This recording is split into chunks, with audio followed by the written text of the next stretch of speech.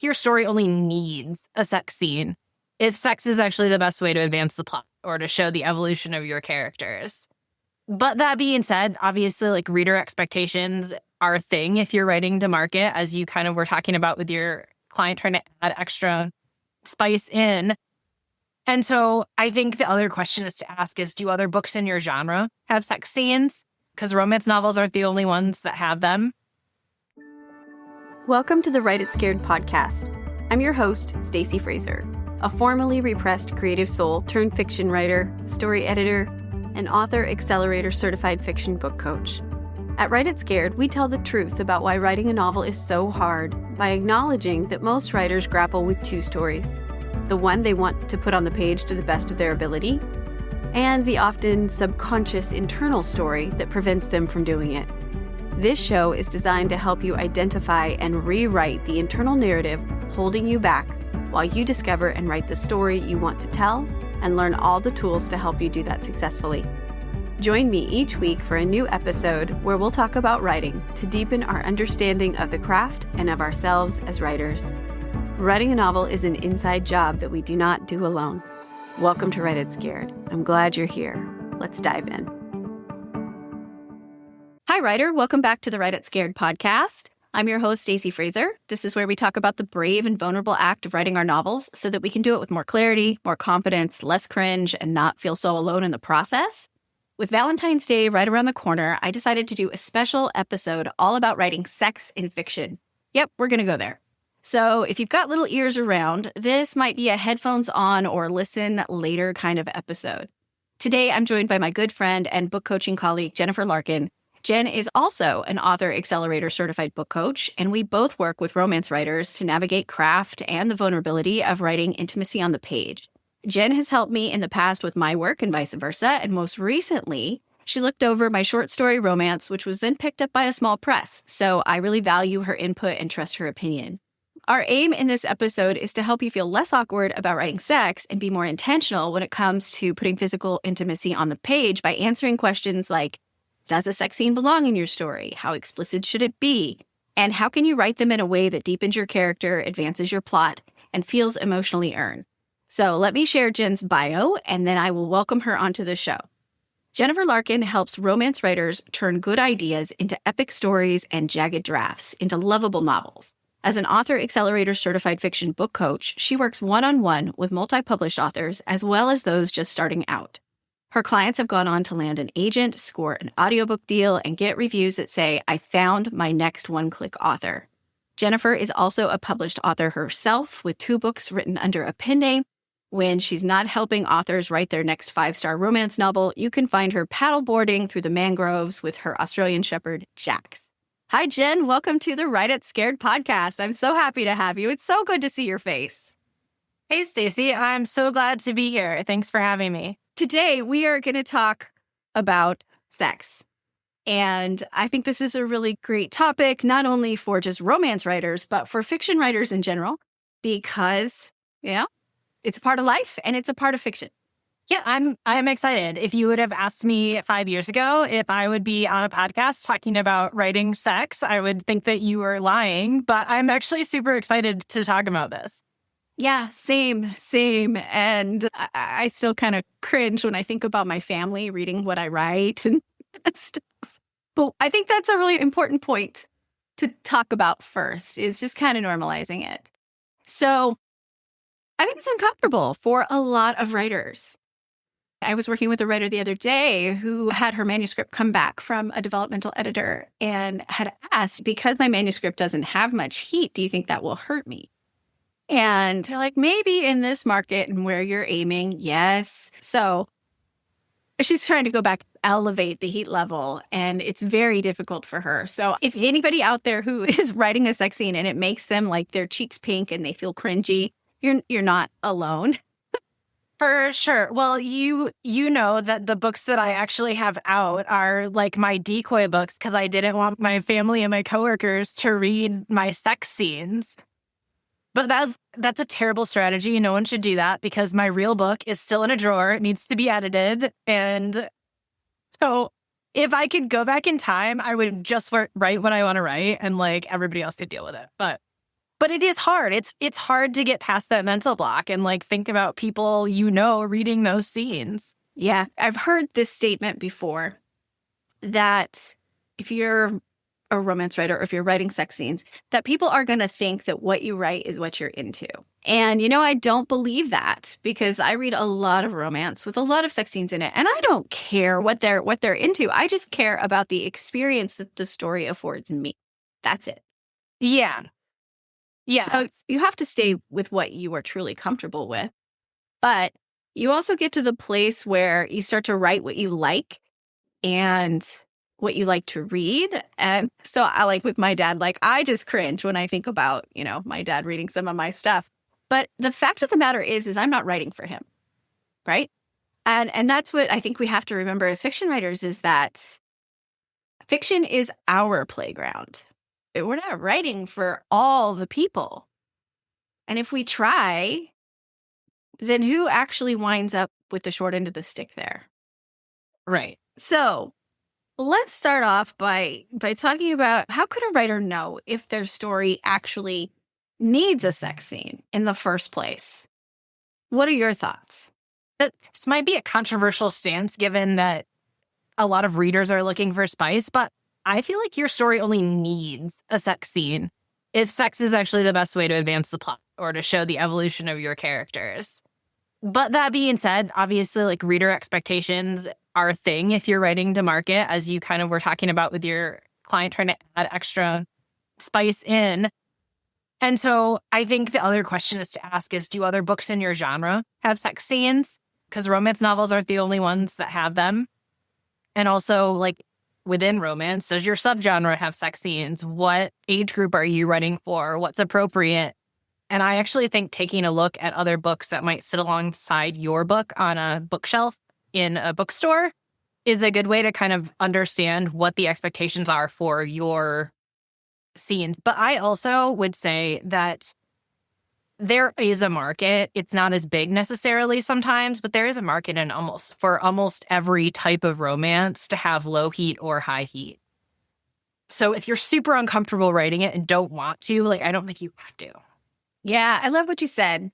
You hit the nail on the head for me about making it advance the story in one way, shape, or form. And to me, that means that it's a scene, just like any other scene, right? And scenes need to drive your story forward. And they do it by touching the external conflict and the internal conflict. So thinking about like what's the problem and how do my characters feel about it? So is the sex scene going to increase the tension in the novel? Is it going to increase, the consequences? Is it going to increase the stakes of the character not getting what they want or getting what they want? Is it going to add complications? And those can be both part of the external conflict, the plot part, the what happens and what the external goal is for the character. And it can be part of the internal transformation too. Like what is the character holding back and denying? And I also really liked what you said about thinking about genre first. And sex is not specific to romance, right? I was just reading Game of Thrones, actually. One of the sex scenes in the first book is when Dany and Drogo's marriage is consummated, right? And it's sort of explicit, but it's a very like sharp cut to black. But I was thinking about what it did and why it was necessary. And what it did for me was show that it changed her worldview as far as who she believed he was. Like he was actually very soft and very intimate and very caring when he had been like this warlord before, and she just to be raped, right? And not only did it do that, so it touched her internal conflict and her worldview, but externally, it messed with her brother, right? Because he just thought he was going to sell her off, and then he was going to go get the crown in Westeros or wherever. And instead, she becomes a more powerful political figure than he could ever be because of the fact that she falls in love with Drogo and vice versa. So it's not a romance. Yeah. It's a political fantasy saga. And here you have this sex scene that's very engaging and also very interesting because of how it advances the external conflict and the internal conflict of the characters. So Yeah. I love that. What are your thoughts on age categories? And the reason I ask is because a bunch of people are probably saying, what about YA? Like if you're writing new adult or adult, the fields are open. But what if you write YA? What do you do about sex in YA? I'm curious what you think about that, because I don't really write YA. And I read some, and I've obviously read some that has sex on the page. And I think it just tends to be like briefer and less explicit, but I'm probably not the best person to talk about them because I don't really coach YA romance. Yeah, I think that YA is split into kind of two groups, right? There's lower YA, there's upper YA. And the age categories for upper YA is like 16 to 18 usually. And in those books, there is sex on the page, but it's not graphic. It is very much about the emotional experience in the emotional context. If a writer wants to take sex scenes and make them graphic, then I would really suggest putting them into the new adult category. And then if for lower YA, which, you think 13 to 15, I'd stick to kissing. I know there's some books out there that don't do that, but those would be my guidelines. If you're going to go graphic, don't do it in YA. And, some authors that do it really well, it's like Kathleen Glasgow, who writes very intense young adult, like Girl in Pieces. I was thinking about Girl in Pieces. And that's a sex scene between a 17-year-old girl and a 27-year-old man. Right, yeah. But it's not graphic. It's all about the emotional experience. And then John Green, Fault in Our Stars, is another good example. So if you're listening to this and you're thinking, how do I handle a sex scene in YA? Go read some of those books. Go read those authors. Okay. Do you have any tips or tricks, like as far as like how a writer could pressure test a scene to see if it's necessary? I do. So part of it is just thinking about a sex scene is a scene, right? So if you run your sex scene through, and a lot of writers, I think, kind of for some reason, it's like I'm writing a sex scene. So all the things I consider for a scene tend to go out the window. And all of a sudden, we have this scene where all that happens is the characters have sex. So the checklist that I run through is honestly the same checklist as what I would give to you to write an actual regular scene with maybe a couple extra things. So things like, does it increase the romantic tension? Which, we were talking about a little bit before. But like, romantic tension is increased by like things that aren't necessarily negative, right? So you can have like the stakes of the relationship are raised as they get deeper, as they connect more emotionally. So that can be a way that you could use a sex scene to actually increase romantic tension. But it also could be something that, inside the character changes, or positive or negative. So when we think about scenes too, there should be a value shift that occurs, right? So something changes in the scene is probably the biggest thing that makes it impossible for the characters to go backwards. And I think the Heated Rivalry TV show that I feel like if you haven't seen, you might be living under a rock. Oh gosh, I know. But it is such a masterclass in this. I've actually watched it twice, and like the second watch through, I was specifically watching for this. And the relationship between these two characters shift every time they hook up on screen. There is a shift. And so it's like this story is being told. There's changes happening in every single one of those scenes. And so if you want like a quick crash course in like what to do. Yeah, I absolutely love the show and I totally agree with you. But the book, actually the prologue, is we are sunk right into their sexual relationship instantly. And it's quite graphic. It's really on the page. But what my takeaway was is this has been going on for years. Mm-hmm. One of them, really would like it to not be happening because that's the POV that we're in, right? And wants to put a stop to it just because it's very emotionally confusing and can't, like literally can't, has been trying. And so we're like, how the hell did we get here? From the prologue. And that is what we go forward reading to find out. How did they get here? And once we catch up to this moment in the story. What's going to happen next? Right? Yes. It's a really good example about how to manipulate your plot line to create suspense and tension and narrative drive. And it's a beautiful story. It's a beautiful book. It is. It is.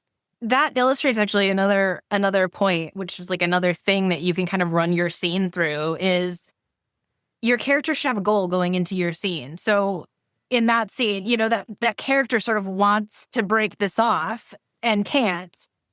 And then there should be some sort of conflict that challenges that goal. So the challenge is this internal, I can't let go of this. I love that. So it works. It hits those buttons. And I think even like if you're going to write a scene and their scene goal is to have sex, fine. But then what obstacle, internal or external, do they need to overcome to do so? You can also, if having sex is the thing, like give them a scene goal to make a sandwich, and then maybe they're hangry in the next chapter, and then maybe that has repercussions. Like, yeah, they can make it. Doesn't have to be this profound goal. It just can be. It has to be something they want, and there needs to be some sort of, But that's such a beautiful point. Like if you take that scene from Heated Rivalry, it's like he's there for a hookup. He's waiting, and he waits a while for the other character to show up, for Ilya to show up. And so his external goal is that he's going to have a hookup. But he's so internally conflicted about it. Like, you can't not read on. You can't. You're just exactly invested. So that's such a good point, is having the goal put pressure on the internal conflict of the character.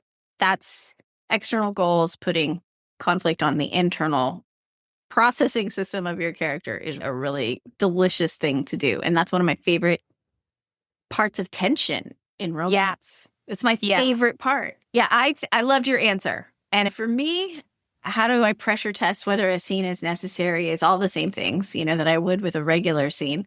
And also just considering, like, if I took it out, would it mess with the rest of my story? Yeah. Right? The way that I think about it is if you pulled it out and your story still works without adding anything back, it's not needed. It like really shouldn't be there at all, because I don't know. That's the stuff that readers are going to skim. We'll talk about that in a minute. Excellent. Okay, so romance specific. I think a lot of writers wonder if they can accomplish a romance story without sex. I think absolutely 100%. You absolutely can. I think of like a lot of the halal romances or the Regency romances or things like that. They don't need on-scene sex for them to work. They need tension and longing and desire, and that stuff's catnip. So that's my thoughts. What about you? Yeah, totally. I think that you can absolutely have a successful romance novel without sex. Some of the romance novels that I've enjoyed the most maybe have like one scene at the very end, and it's the longing. It's that longing and the angst, and I'm all about it. Same here. And I think it's really important to remember what romance is truly about, too. For me, romance is all about, it's about intimacy. It's about emotional intimacy. And I think a long time ago in therapy, I learned, or maybe it was in a codependency class or something that I took, but it was intimacy stands for into me, I let you see. So it's like dropping all of the bullshit, dropping all of the guards, and really letting somebody see who you are, flaws and all. And so romance is about a connection between two or more people, right? That will create that feeling between two people and allow them to grow internally because of it. At least one of the characters, I think, needs to grow internally because of being involved with this other person. Yeah, for sure. If I look at the central sort of story question to a romance novel, people, I think, mistakenly will say, oh, it's will these characters end up together? But that's not true, because we know that they will. Like, that's the whole premise. The whole reason I'm coming to a romance novel is I know that there's this happy ending that I'm going to get. And so the actual question is, how do these characters, against all odds, and maybe the odds are internal, maybe they're external. In the best cases, I feel like they're both. But how are they gonna end up together? It's the how. Yeah. We often talk about what's the point of a story, Yeah. right? The point of My a favorite story. question. Yeah, like, because, stories are an argument for or against something. In romance, high level, the point is love will win, love will conquer. But it's very generalized, right? And that's fine to start with. But when you put it through the lens of your character, it's okay. What specifically is love conquering for this character? What specific misbelief? What specific misplaced value? What specific external obstacle will love conquer? Mm-hmm. And that will lead you into stakes and all of that. So bringing it back to who your character is, I think the crux of every romance novel. And you're right. We're reading to figure out how the hell, like with Heated Rivalry, these two hockey rivals going to fall in love and make it work in this, very homophobic culture, right? Exactly. And so What like are you they mentioned, going to risk? What are they going to give up? What are they going to admit? That's yeah. what we want to see. Yep. Yeah. Okay. So by now, hopefully, anyone listening will have thought about, okay, well, what is a sex scene supposed to do? Do I need one in my story? And how can I tell if it's necessary or not? So let's talk about how to write it. So, how do you know how explicit to go with it? That's kind of the question that I want to answer. And my thoughts here were one, it's really good to know your option. So, have an idea of the different types of sex scenes. And the other was looking at genre, specifically subgenre, to help guide you as to how explicit you need to be. And a really good example of this for me is when I look at Harlequin. Harlequin is probably one of the biggest publishers of romance out there. And it's got all these different lines, different types of romance. And they are curated for a specific reader experience. So, for example, I can't remember what it's called, but it's their light, sweet, clean line. I can't remember what it's called. But there's no sex on the page. Mm-hmm. Or it might just be fade to black. I can't remember, but it's like really light. It's sweet, it's clean. Versus their Dare line, and that is about as graphic as you can get, right? So kind of like finding your lane, like where would your book, like you said earlier, not only would your book live into the romance section, but what other books are like it, and what are those sex scenes like? Mm-hmm. So those are my thoughts. What about you? Yeah, I agree with everything you said. I think ultimately there might be a market right answer, but as a writer, when you're choosing what you want to write, I think that there is a place for whatever level and however explicit you want to make it. If you've landed on, I want my book to sit on the shelf next to these books, then following what they're doing makes sense, right? If you're like, I want to write a book and I know how explicit I want to make it or inexplicit I want to make it, there will be a place for your book. So I'm all about the spicy scenes. I love them, but I also I don't want people to listen to this and be like, "Oh my gosh, I have to write a spicy scene now if I want my romance to be successful," because I don't think that that's the case. Mm-mm. So, I mean, I think you have a lot of options. You can write closed door romance, which still does have sex scenes. The reader sees the lead up and then the aftermath, but they don't see the act itself. You can choose to tell the reader exactly what is going where on the very explicit end. And then you can kind of fall in the middle and do like characters' emotions and feelings. And also I've noticed that some books have a combination of those. So it's like every sex scene in your book doesn't have to be the same level of explicit. That's a really good point. I love that.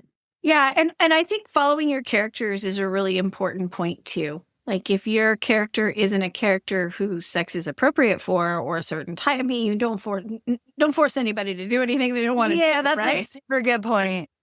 Right. But yeah, I love what you said. I think your point is you can write whatever you want. Yeah. Write whatever you like. And please don't think you got to do it well in the first draft. You do not. Don't do that. That is Just let it rip and see what happens. But I love what you said. There's a place for it. Whether you decide where that place is in your planning process or you find it after you write it, there's a place. Exactly. Exactly.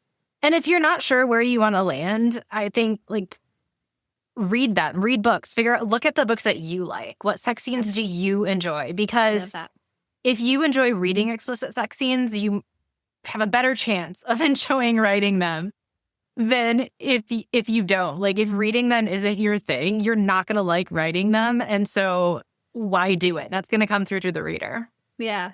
Yeah. And I think you're right. Like a lot of commercial fiction, adult commercial fiction does mix. It's like a full sex scene. It's explicit, but it also carries that emotional connection. And we see through the character's interiority, like how this experience is affecting them as a person, not just as a body. Right. So I think Fourth Wing did a good job of that for me. And that's a book where you had to wait a long time in that story to see when they would come together. So that's another way to heighten romantic tension, is to prolong things. Yes. Mm-hmm. Yes. So say you're going to write a sex scene, you're going to have maybe some explicitness to it. How do you do it and make it not cringy? How do you make it something somebody's going to want to read? Okay, so I have two things here. First, one of the biggest mistakes I see my clients, especially those who are newer to writing sex scenes, make is that they go straight to talking about body parts. And then that's all we get for the whole scene. Or, and this kind of happens along with it, the characters lose all of their personality. And so then you have this scene where it could literally be any guy or girl going at it. And what makes that so cringy is that it's missing interiority. Which are thoughts and the feelings. Which are the thoughts and the feelings. Yeah, exactly. So the feedback that I give in that scenario is, listen, I want to know that it's this character doing these things. I want to know what they're thinking and what they're feeling just as much, if not more, than what they're physically doing. And I know we've told people a bunch of times already to like go read books, but the advice that I typically give for this is think about 2 or 3 books by different authors that have sex scenes that you loved. Put them on an e-reader, or you can read them. You can do this with a regular book, but I'm going to tell you to highlight. So find the sex scene that like resonated with you, that stuck with you from each of those books, and highlight all the interiority, inner monologue, all the thoughts, all the feelings, all the sensations, and then go do the same thing for your scene and compare them. That's such a good tip. And while you do that, one of the things to pay attention to is this chain reaction that happens, which is true of any scene, but specifically when you're studying a sex scene, is that there is action and reaction between the characters. Like one character does something, it affects the other character, and because of that, they do something. So you want to see this, it's like micro level cause and effect. Yeah. I just had a client go pick apart that scene for the same thing. I don't use clinical terminology. I don't want to read, he put his penis in her vagina. I didn't even want to speak it, right? So don't use clinical terminology. And I think for those that are a little like hesitant about using an explicit term, you don't have to. You can lean on pronouns. You can lean on euphemism. You can, I mean, don't take it too far into metaphorical land where we have nothing but purple profs, right? But you can do that. So I think your suggestion is to find what you like on the page and study it. Like, how did they refer to each other? How did they refer to each other's bodies? That kind of thing. Study it, and that will take you a long way. Yeah. I think one thing that is important to talk about is consent. So consent on the page in sex, I feel, is necessary because sex without consent is rape. So, and it's sexy when characters are checking in with each other and asking each other, like, so, but even in DubCon, like when we get into situations where we have dubious consent, I still think that consent needs to be present, even if we only see it through the POV character's lens. They have to want it on some level. Yeah, that's a really good point. So you can And it doesn't have to be verb. Right. It can be physical. It can also be because we're in the character's head, we know that they want this. Like that works, I think. Yeah. Yeah. Consent matters. And it's actually one of the things I loved about Heated Rivalry, really, was how open the consent was. It's one of the things that I think a lot of people commented about loving about Heated Rivalry. Yeah. So I guess that's a good point too. If anybody listening is concerned about, is this going to make my scene awkward to add it in? It's actually something readers like. Yeah. Yeah, that's a great point. Going back to your terminology, pick one term to refer to things and stick with it if you can. Like, you don't need to come up with 6 different names for a body part and use all 6 in your book. It's just gonna come across as a hodgepodge. Yeah, or pick a couple of what, and think of it as like, what would your character think of? Exactly. What terms does your character use based on their lived experience? But it's most likely that your character is going to think of that part as one word, though. Each character is probably going to have one way of thinking about it. Maybe not everybody, but I don't know. So let's talk about how to write a sex scene that your readers are going to read and not skim. And we've kind of touched on some basic craft stuff earlier, as far as like thinking about the type of language that you use and how you want to wield it. But what really makes it delicious for you?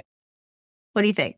I think it's all of the things like, well, all right. So I have a mental way that I sort of categorize every sex scene. And it's this. If it's a scene that I will read on a plane with somebody creepy behind me that like I'm convinced is reading it over my shoulder and I don't care because it's part of the story and I need to know what happens, like that's the one you want to strive for. Ooh, I love that. That's a good pressure test. And then there are the scenes where if I'm in the comfort of my own home, I would probably actually read it all the way through. But if I'm in public, I'll flip through it faster. And then there are the ones where even if I'm at home, I'm skipping them. And so the way to be at that level of I will read this on a plane is give me enough lead in so that I am as desperate for it as the characters are. Like I kind of think about it as reader foreplay. And I'm not talking about the things that the characters do to each other to get ready to go. Like that's part of the sex scene in my mind. But how are you introducing this idea? Like the building desire across scenes that are leading up to this one is huge in terms of getting me to like want to read the sex scene. And then it goes back to all the other stuff we were saying where like, is something changing in this scene? Is it a pivotal moment in the story? Mm-hmm. And if you have both of those things, I will read your sex scene on a plane.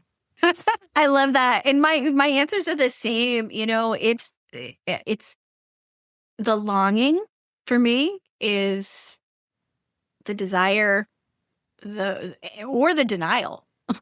Yeah. Or the denial of the desire and postponing the moment where it happens on the page. That gives you so much plot thrust. You just want to get there. You want to get there. Romance readers are voracious for that reason. I think we love the tension. We love the angst. And we want to get there so bad to see how these characters are going to get there happily ever after, or they're happily for now. Yeah. So don't rush. Like you don't need to rush a sex scene. I think foreplay, even if and foreplay is a lot of things for a lot of different people, right? That can be banter. Yeah. It doesn't have to always be physical. And for a lot of people, like it's not, love is not a physical thing, not necessarily. So there's different ways to create emotion and intimacy on the page. It doesn't always have to be about sex. So again, that's back into considering your character's experience. But yeah, not rushing the moment. I love what you said. If you'll read it on a plane because you have to read it, because you can't not. That's great. That's great. I think it's all the things that we've already talked about, like showing the character's thoughts and feelings, prolonging the lead up, Not being cringy. Not being cringy, right? No clinical terminology here, please. So, how about the when question? When in a story should a sex scene happen? I know you have an answer. I know you have thoughts. I do have some thoughts. Okay, the easy answer, and it's also the real answer, is kind of any time you want, as long as it serves the story. But I actually think sex scenes have similar placement rules or guidelines to flashbacks. So it's really hard to make a long flashback work in chapter 1. Not impossible, but hard. And the thing with flashbacks, right, is you got to build up to it so that the reader cares enough about what happened in the past or to take a break from story present and they're curious enough to watch it unfold in real time. And you have to get so same thing with sex scenes. You have to get the reader to care about why they're having sex before you toss one in. And I think, too, if your characters do hook up early, and I actually think that first chapter, Repeated Rivalry, did this. Carly Fortune's This Summer Will Be Different is also a really good example of a book that has an early sex scene that I think is done well. Those scenes tend to be a tad shorter and maybe even a tad less explicit than what you're going to get later on in the story. And that's kind of similar to a flashback. You can include a shorter one.